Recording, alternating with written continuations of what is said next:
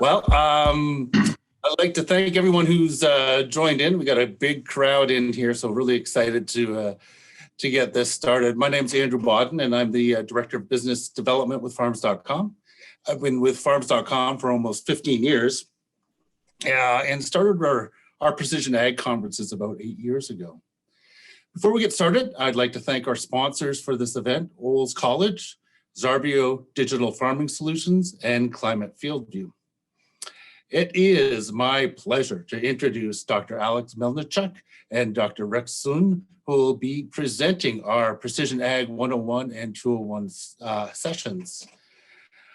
Dr. Sun is currently an assistant professor at the Department of Agriculture and Biosystems Engineering of North Dakota State University.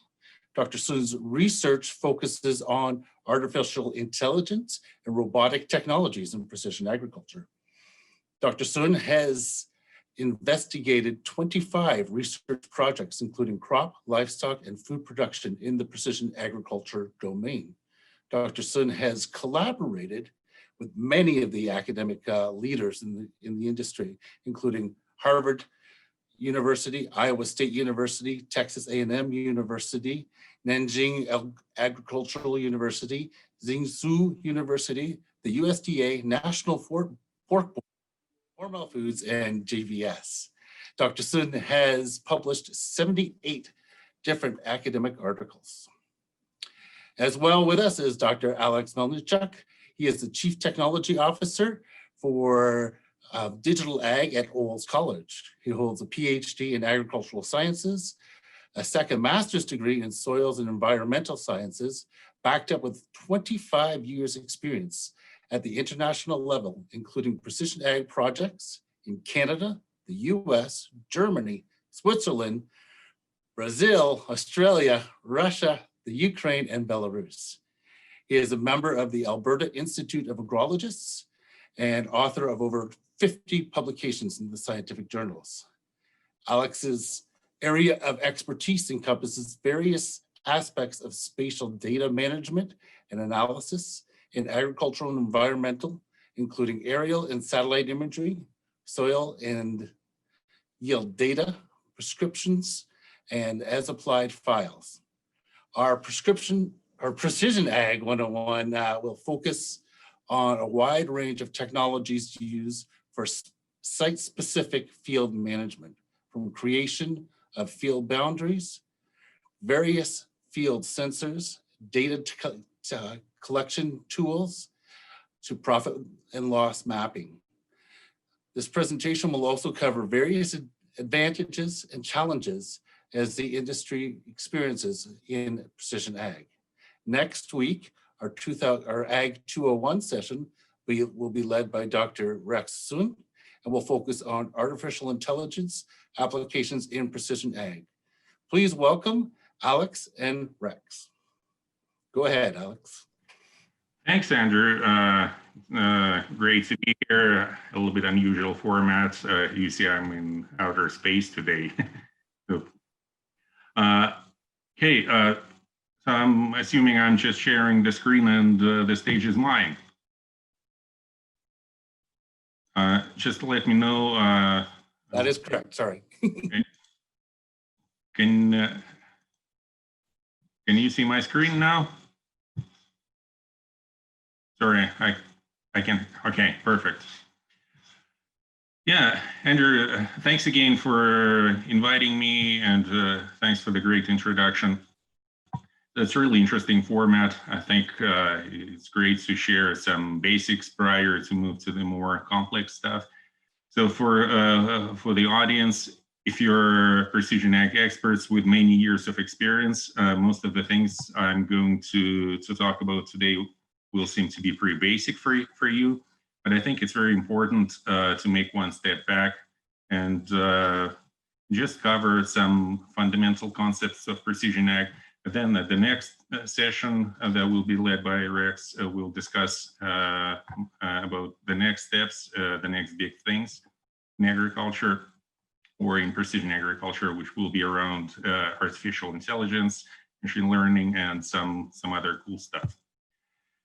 So Yeah, let's start, because there was so many discussions in the last few years in social media, like on the internet, at different conferences, trade shows. So what is precision agriculture in general? So if you look at different websites, there are many different concepts of so-called smart farm, and every website shows you a different one. So which one is good? So if you look at different websites, there's a different concept connecting computers, field equipment, satellites, navigation systems, sensors, and things like that. So which one is right and which one is not right? There is no right answer, because every concept is right to a certain extent, and every concept is based on many years of experience of different people in the industry.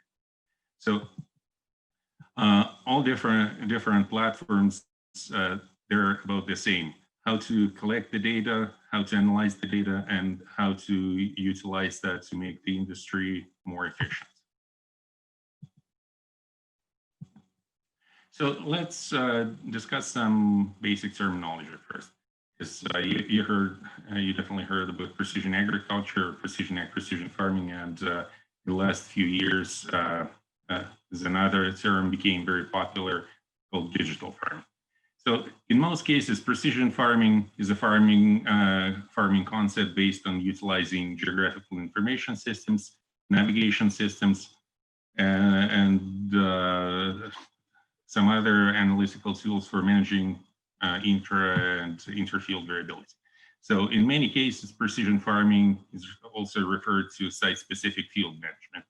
So instead of managing field as one continuous object, field is divided into separate parts or zones, and every zone is managed separately.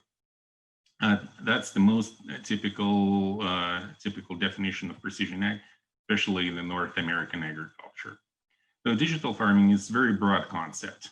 So it refers to any kind of data collection, analysis, and utilization of different technologies to increase the efficiency of farm operations. It can be any kind of data collection, including sensors, including satellites, including field equipment, and so it's very broad, sir. So in digital ag and in precision ag, we work with different data types. So precision ag typically works with static data, and that classification kind of artificial, but at the same time, so static data is something that we take either one time per year, collect one time per year, or several times per year as a snapshot. For example, soil data, satellite imagery, some tissue tests, Asapplied files, yield files, and so on. There's dynamic data. So dynamic data is streaming information. For example, if you have a weather station in the field, that information comes as a data stream several times per day, per hour. So that's dynamic data. And there's also another category of data, which is called unstructured. That type of information cannot really be coded or tabulated. In most cases, it's just different field notes, the information, field history records written on a piece of paper. Sometimes it can be photos taken in certain context and things like that.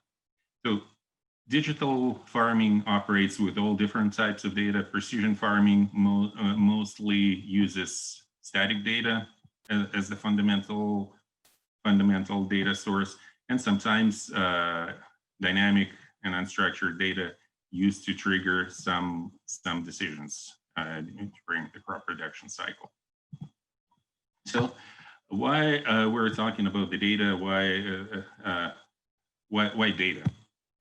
And the reason for that is, you probably heard many times, data is going to be new oil. Personally, I don't believe in data being new oil, but I strongly believe in the information to be a tool empowering agricultural specialists, empowering farmers, just to make them to make them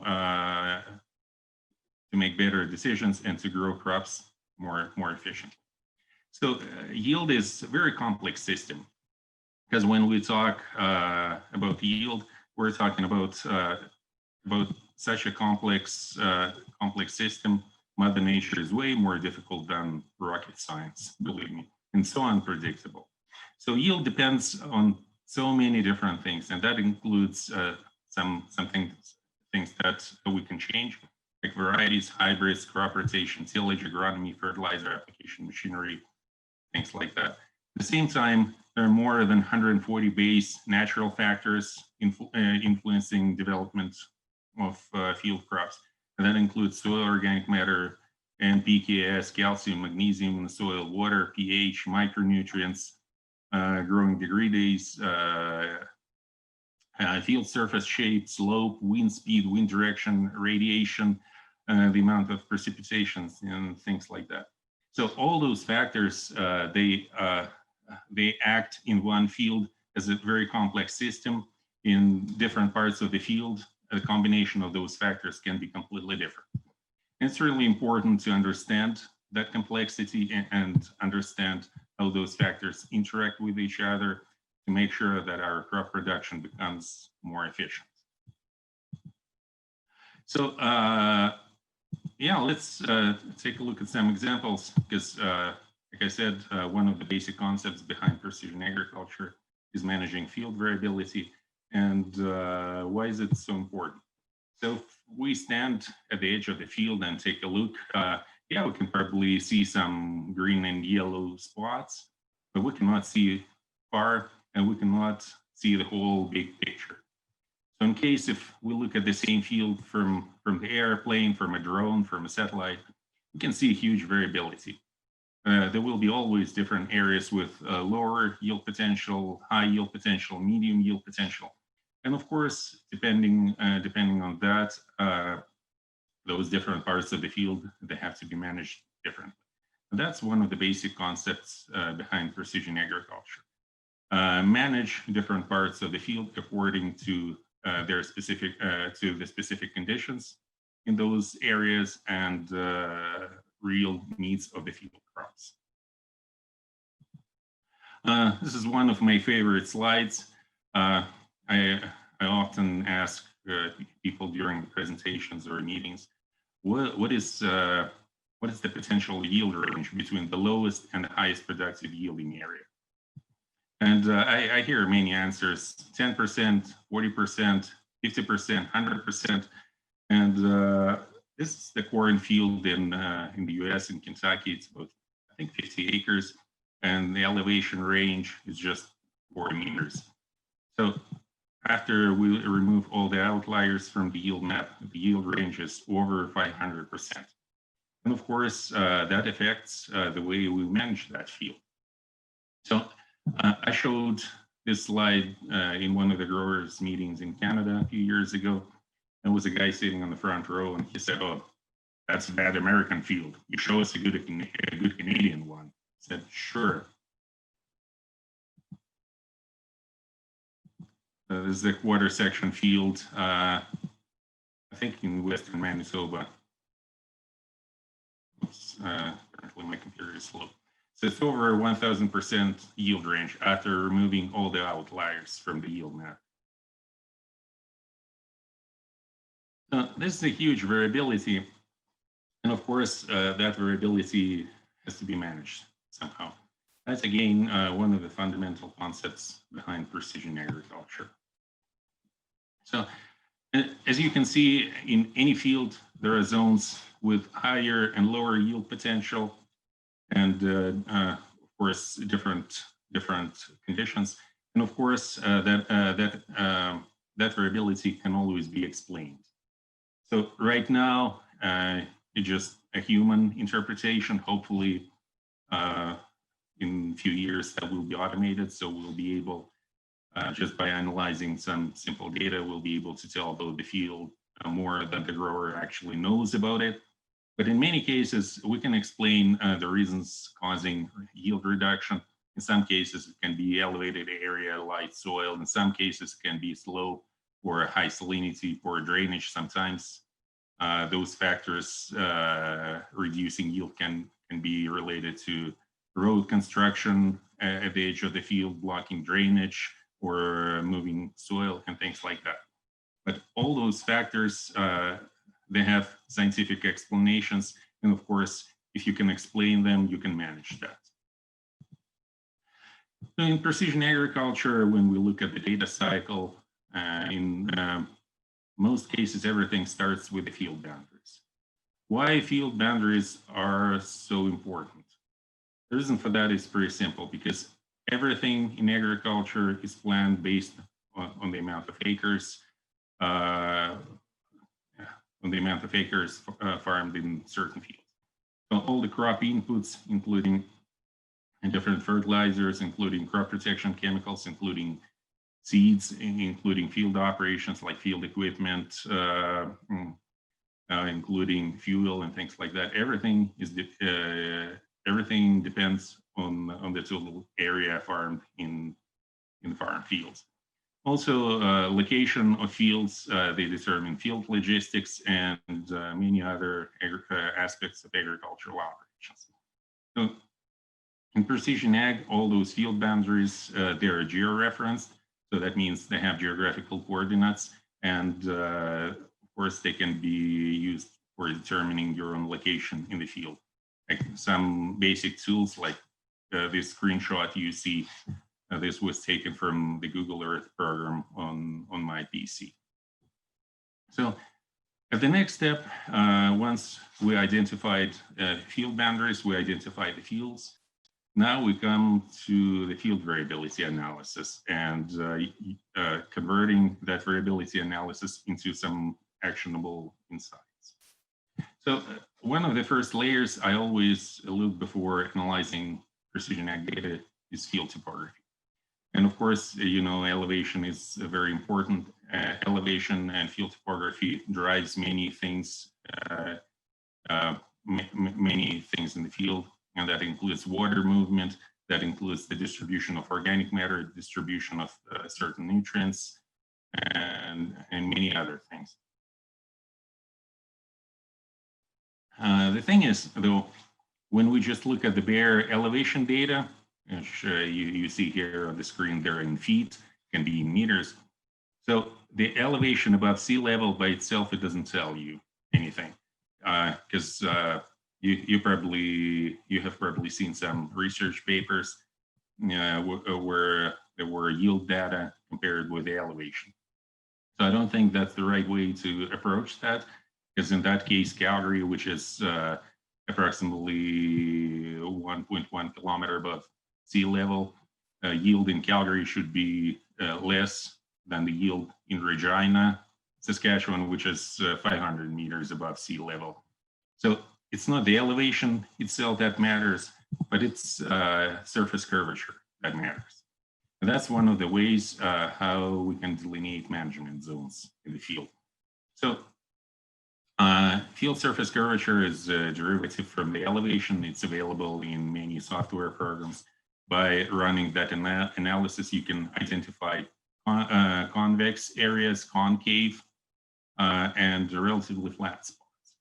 So by doing that, you can understand where there's a chance that the water will be accumulated, where there's a chance that the soil will be drier, and of course the yield potential will be lower. In reality, though, field topography is just one of the many factors determining field variability, and you need more than just field surface analysis. Another layer that we often use in precision agriculture is slope. And there are a few reasons for that. First of all, we need to understand how variable the field is in terms of topography, and the percent of slope actually explains that a lot. So the second thing, and probably one of the most important things, these days there are more and more regulations coming in. And some of you probably heard in some countries, in particular in the European Union, there are pretty strict regulations related to application of crop protection chemicals. So if the slope is over 4%, in many cases, you're simply not allowed to utilize crop protection products.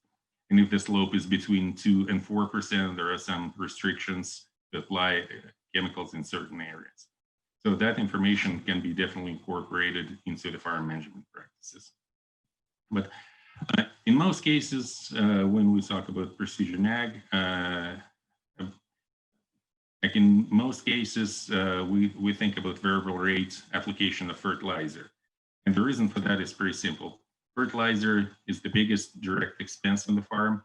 Depending on the crop, can be anything between 1/3 and almost 1/2 of the total expenses.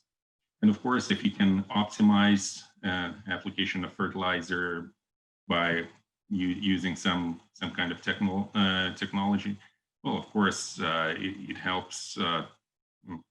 It will help to improve the crop production efficiency. So the first, probably the most archaic, at the same time, one of the most accurate ways to analyze field variability is grid soil sampling. Because when we plan fertilizer application, we need to know two things. We need to know what is available in the soil for plants in terms of the main nutrients, and we need to know how much those plants can uptake from the soil. And well, of course, probably the most self-explanatory way is to divide the field into a grid. In most cases, those agricultural specialists doing grid sampling, they use 2.5 acre grid, but again, it's quite subjective and too generalized. So they go to the field, they collect soil samples from each cell. Then based on that information, you can create spatial maps for different nutrients. So an interesting thing though is if you do grid sampling, like most of the nutrient maps, including soil organic matter, nitrogen, phosphorus, potassium, they actually look quite different. So which is actually an advantage of grid sampling. So if you plan variable rate application of nitrogen, you base your prescription on this analysis. Based on phosphorus, you can create a separate prescription map for the fertilizer application. So this is definitely an advantage of grid sampling. The disadvantage of grid sampling is the labor, the cost of sampling. That's the most accurate, at the same time, the most time, labor consuming, and the most expensive type of analyzing precision ag data. So how to approach that? Instead of grid sampling, ag specialists use zone sampling. So in case of zone sampling, the field is divided into several separate management zones. And the soil sampling track, this is one of the examples, in-cab hydraulic probe. So the soil sampling track is just going through the field, and it collects several soil cores from different management zones. So all the soil cores from one management zones, they're used to create one composite sample. So instead of having 40 or 50 samples from 100-acre field, using grid sampling and zone sampling, we'll have just 4 soil samples. And of course, that dramatically reduces the cost of sampling. At the same time, to a certain extent, it reduces the accuracy of fertilizer prescription. And the reason for that, because as we've seen on the previous slide, the distribution of NPK, phosphorus, potassium, nitrogen, sulfur, and all other nutrients, they can be quite different. So in this case, we're just generalizing everything. So assuming that each zone has a certain yield potential and on average, the same soil properties, which is not really always 100% true. And that's one of the particular reasons why a delineation of management zones is one of the most important parts of precision ag. Management zones can be delineated using different technologies, and I'm just going to show a couple of examples. So soil electrical conductivity, it's a way to delineate zones in some parts of the world, quite popular. Unfortunately, it doesn't work for Canada, especially with the disc machines when the machine is driving through the field back and forth. So depending on soil moisture, depending on the concentration of certain nutrients in the soil, different minerals. So soil in different parts of the field has different ability to conduct electric current. And when the machine with the discs and connected electric current, when it goes to the field back and forth, it records this information that can be later converted into a nice spatial map. So in Canada, there's way more popular way to collect the same data. They use electromagnetic machine. So instead of using discs, you know, in Canada, the growing season is pretty short, and the time when you can go to the field and collect that type of information is pretty short. So with electromagnetic machine, your season is extended, but it gives you pretty similar type of information. So on average, soil electrical conductivity gives pretty good information about the soil variability.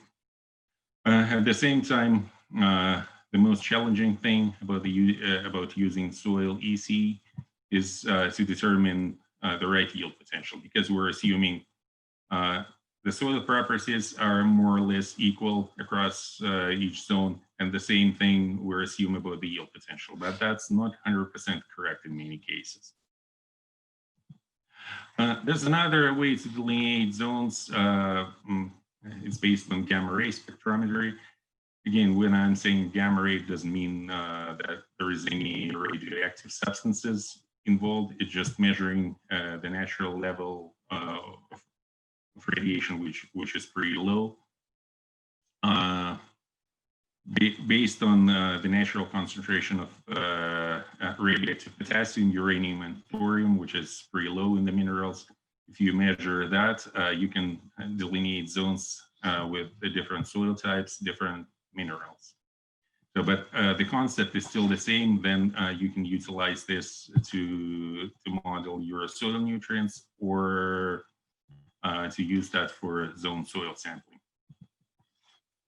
My personal preference about delineation of management zones would be utilizing multi-year yield data. And the reason for that is pretty simple, is as we discussed in the beginning of this presentation, yield is such a complex thing depending on so many different factors. And instead of trying to estimate your yield potential based on soil properties, you can just utilize yield monitoring data from the combine. You all know contemporary field equipment, combines, they pretty much all come with the yield monitors. So the only challenging thing will be to make sure your yield monitor is calibrated in the right way. So if you take several years of yield data and you average them, you can delineate several nice management zones. And the best thing from using yield data, you can actually see the yield. So you see the actual yield potential in bushels per acre or tons per hectare, which is really important for fertilizer planning. Unfortunately, in many cases, if you have many fields, if you have several combines in the field, there are always challenges with calibrating combines, make sure all the combines, all the yield monitors are calibrated in the same way. So my next option would be about delineating zones for soil sampling using satellite imagery or aerial imagery or drone imagery.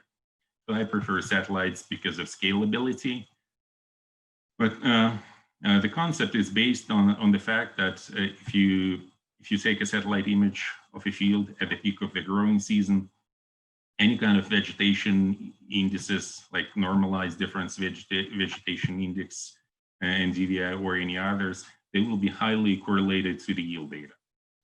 The only challenge with satellite data, unfortunately, the satellite will not tell us how many bushels per acre or tons per hectare we're growing without additional ground truthing. So you need some historical yield data or some historical knowledge of the field to be able to set up the right yield goals for each zone. At the same time, it's a very simple and good tool to delineate management zones and then collect soil samples based on that.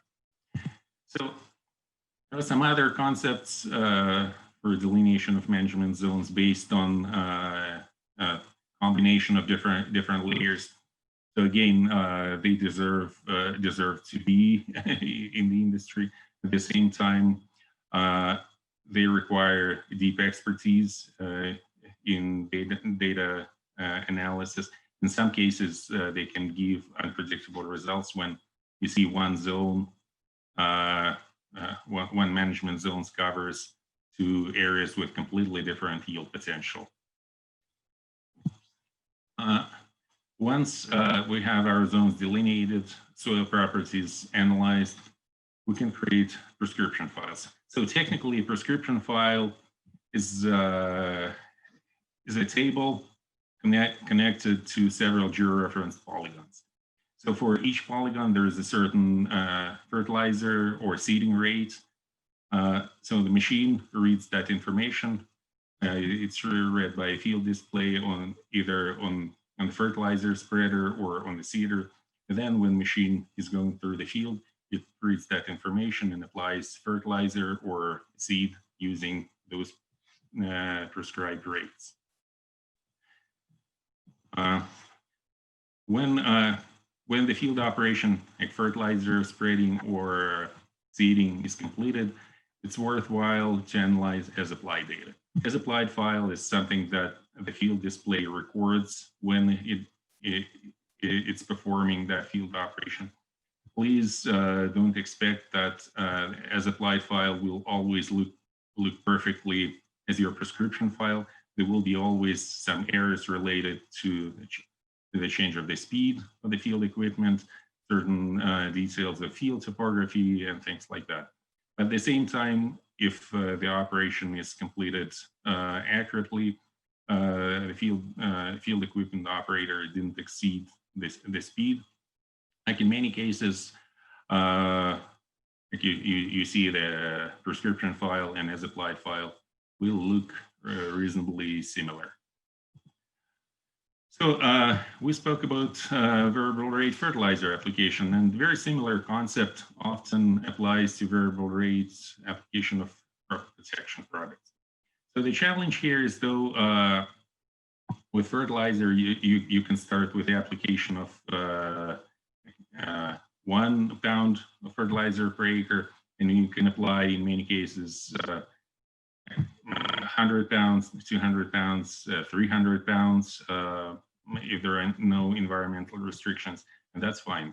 With crop protection products, it's completely different.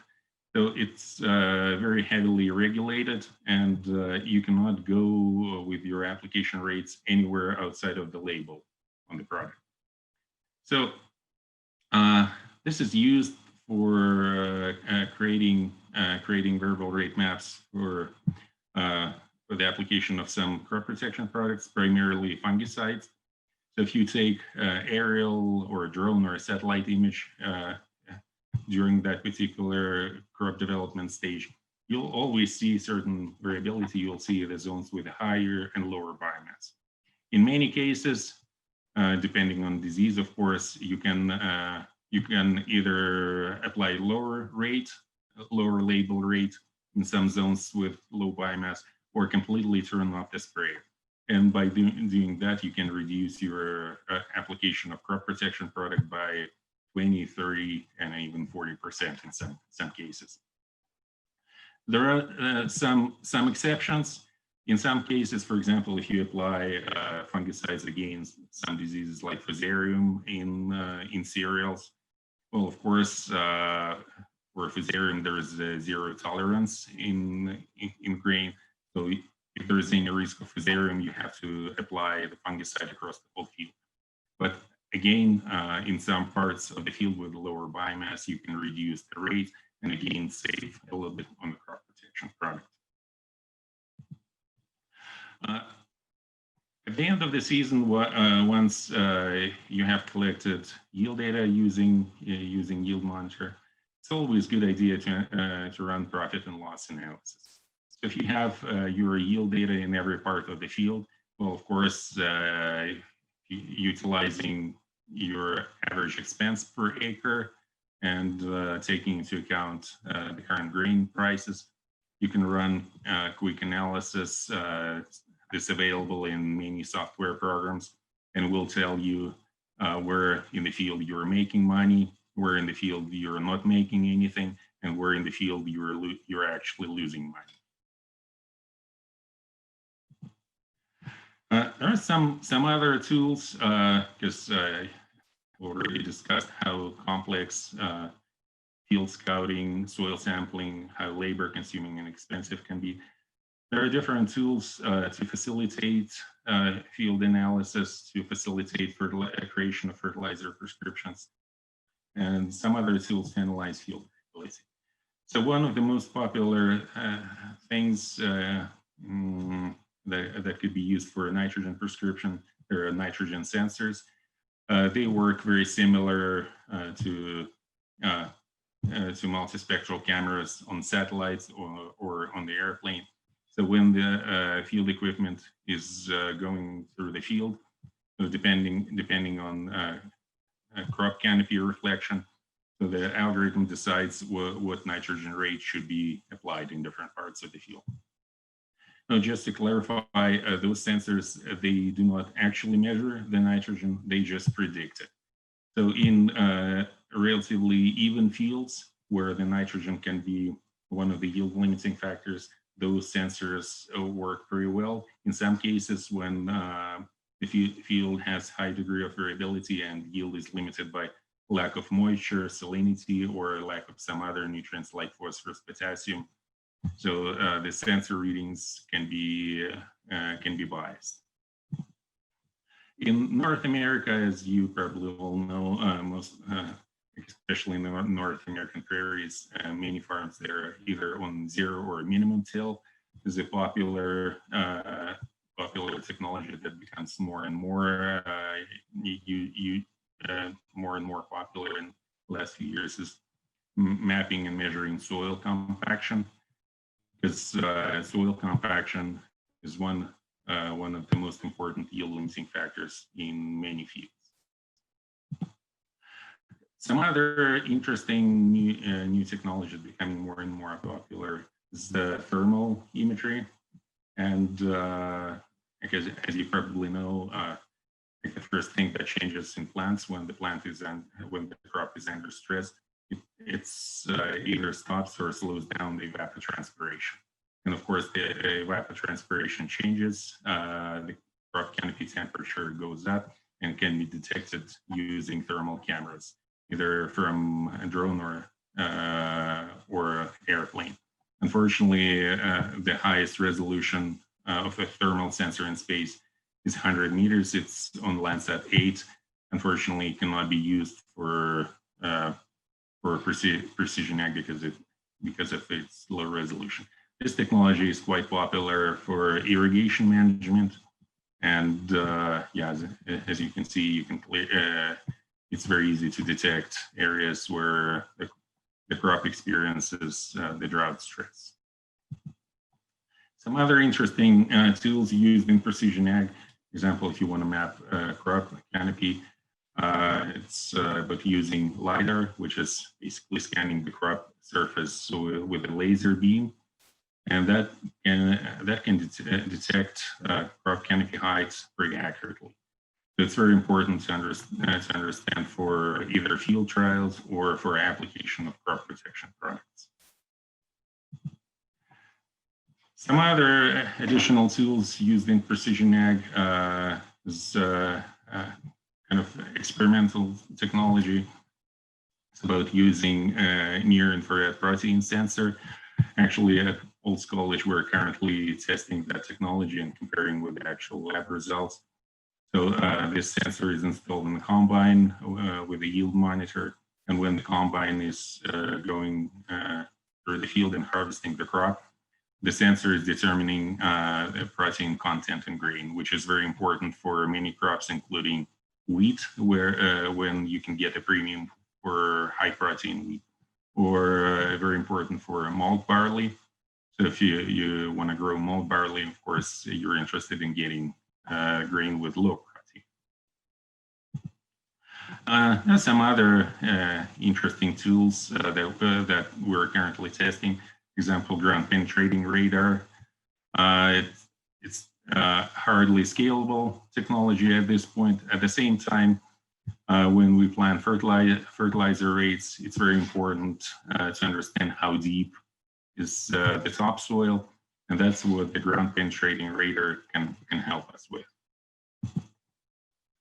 The last thing I want to mention here, it's a gray area in precision ag, and I think it's the $1 billion idea for someone who can figure out how to utilize soil microbiology. But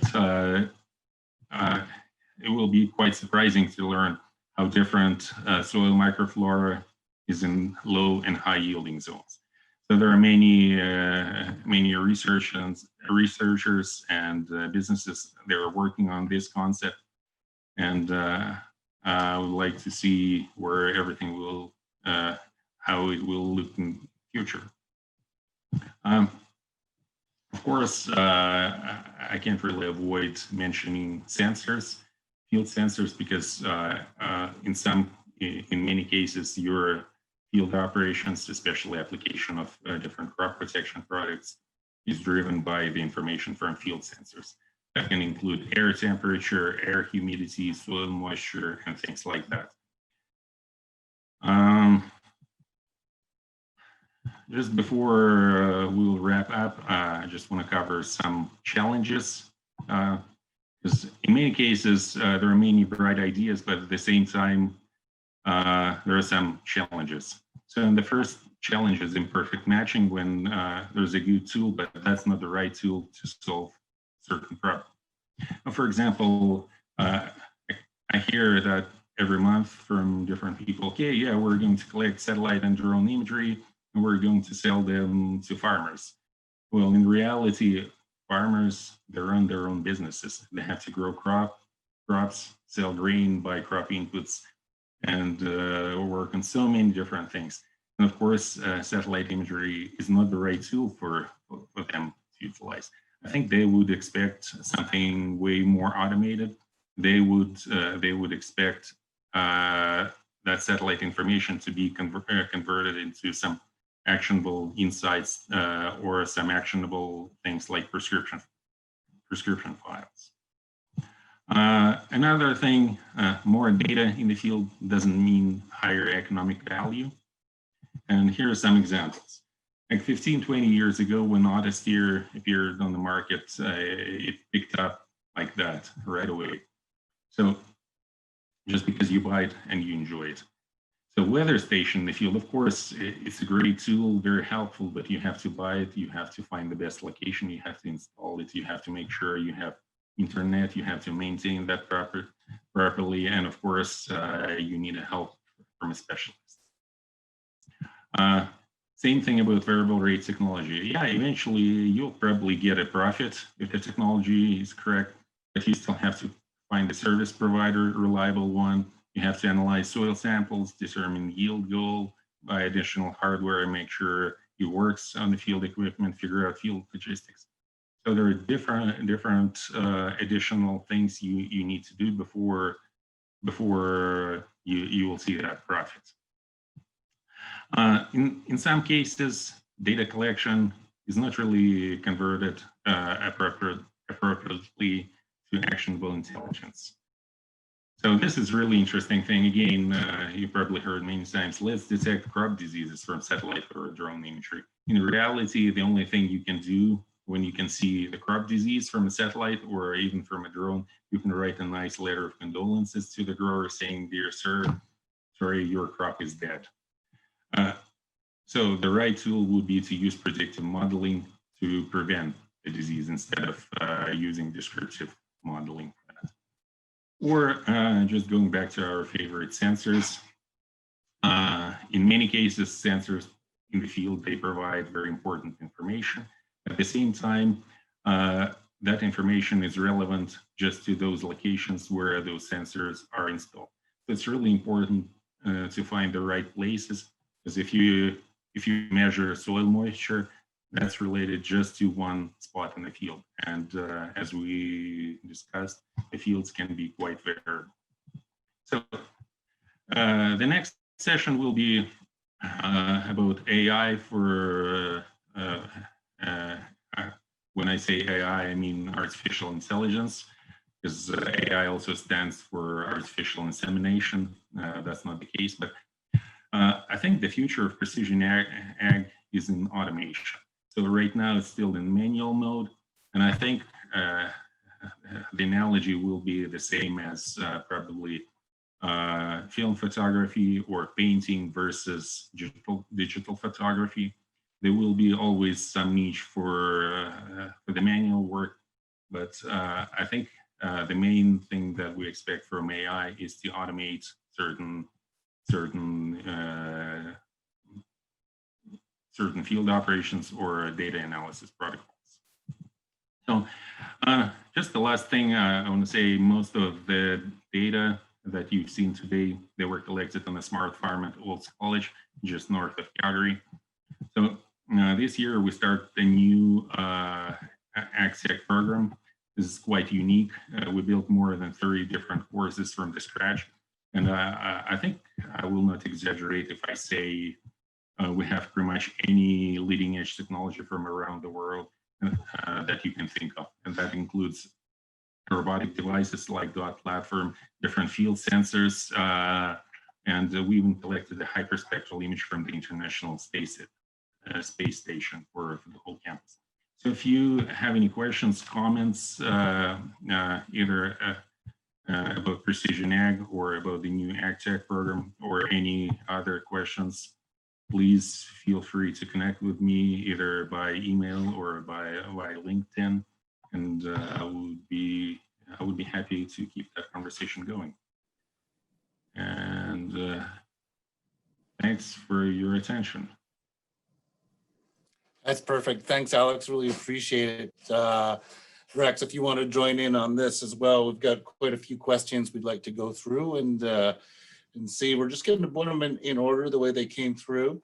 So starting with, what's the starting cost for a good drone? And should you be looking at green seeker technology as well?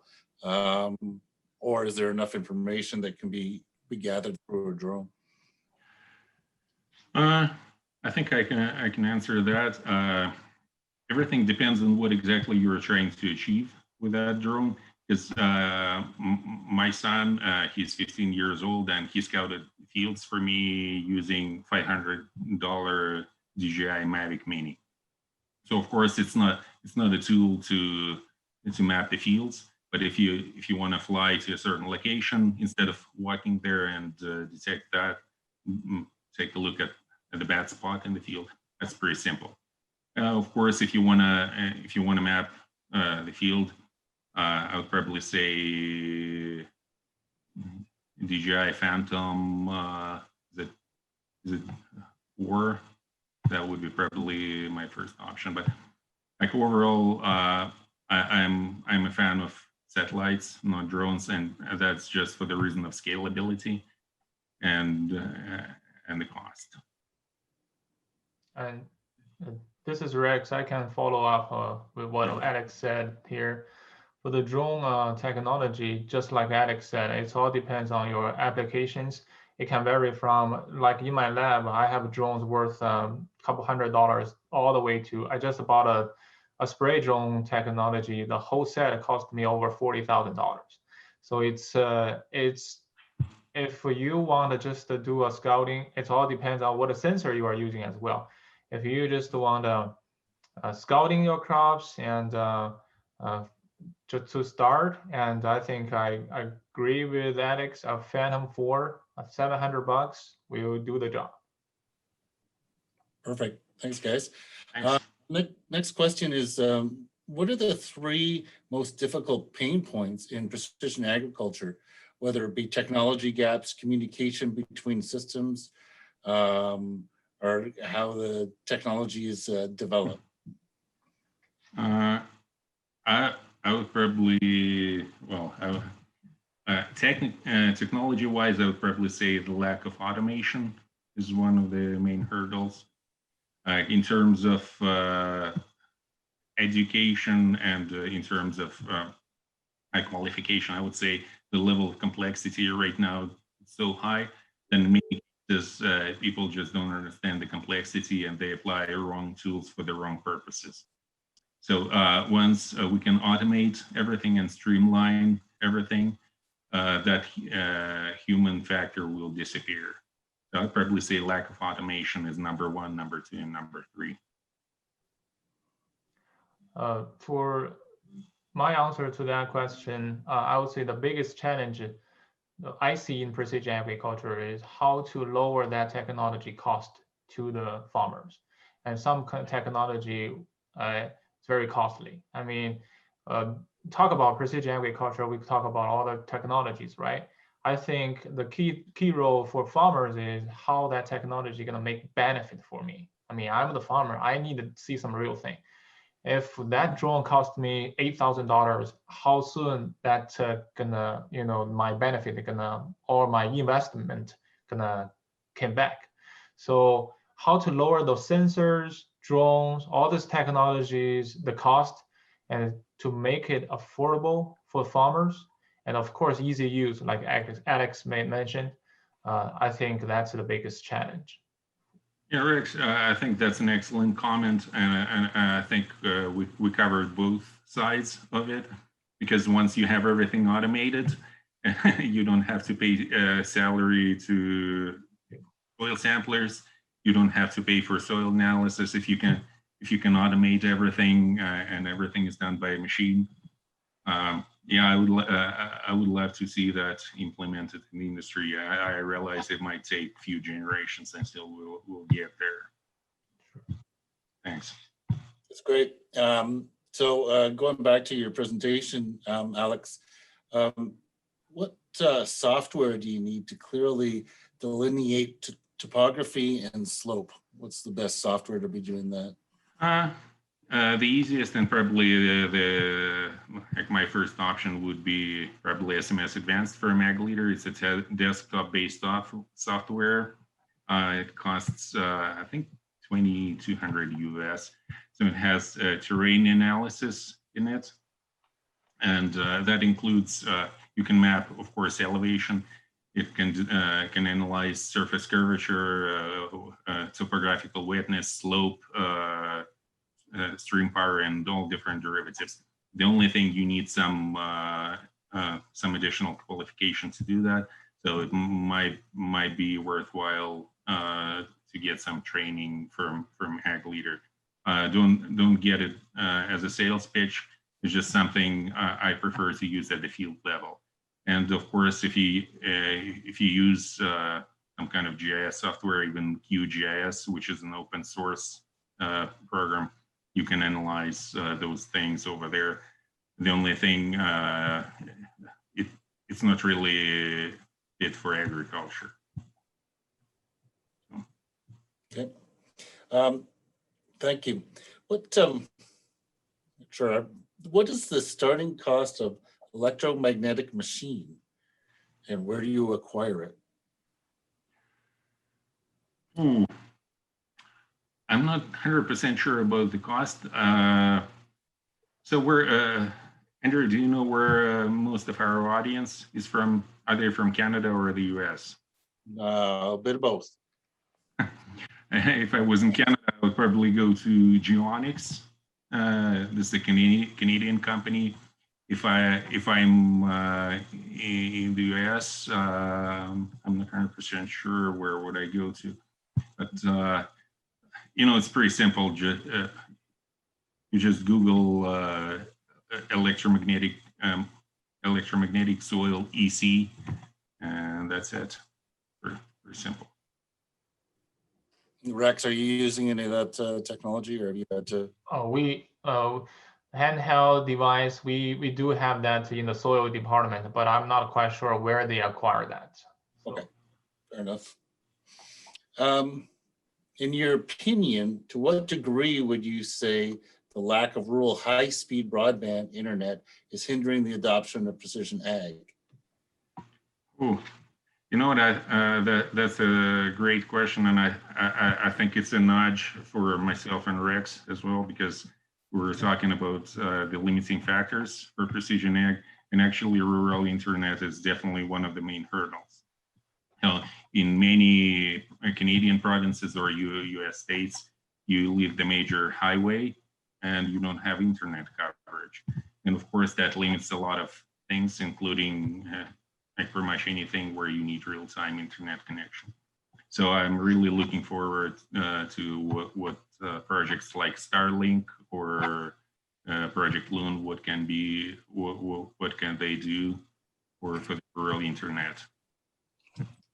So I think it's one of the main limiting factors for the ag tech, having no rural internet. I would agree with Alex. The broadband, in the future, the more technology we invested, and then somehow we will require the internet and the transfer the data. So I think that's a must right now. From the government, I don't know about Canada, but in the US, at least in North Dakota, the government level, they see this and they trying to invest it, some effort into this to broadband to increase the speed as well. So same thing in Western Canada. TELUS is putting huge efforts trying to improve the coverage, but again, we understand the complexity of that and the cost of infrastructure. Okay, perfect. I think we just got one last question. It is, what is the starting cost from NIR sensor, and where can you get one? Well, a couple of things. So that sensor comes from the Australian company. Unfortunately, the cost is very high, so we're running that in the experimental mode. The cost, I think, is close to $30,000 US, which is really difficult to justify if you just want to know what's your pricing.